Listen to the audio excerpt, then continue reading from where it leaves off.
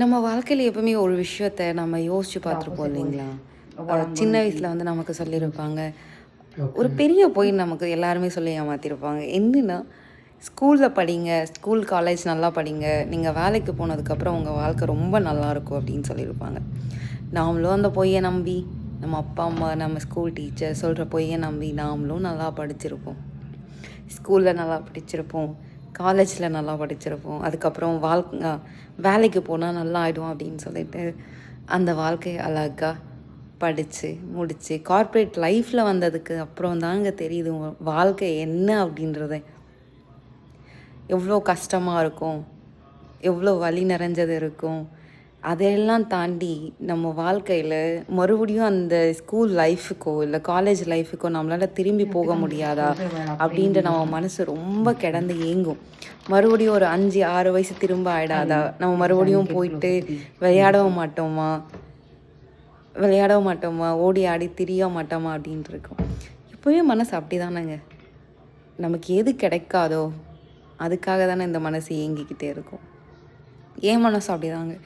எனக்கு எங்கள் ஊரில் போயிட்டு மறுபடியும் அந்த அக்ரிகல்ச்சர் பண்ணிவிட்டு, விவசாயத்தை பண்ணிவிட்டு, அந்த ஆடு, மாடு, கோழியோட திரிஞ்சுட்டு சந்தோஷமாக இருக்கணுன்ற ஒரு ஆசை இருக்குது.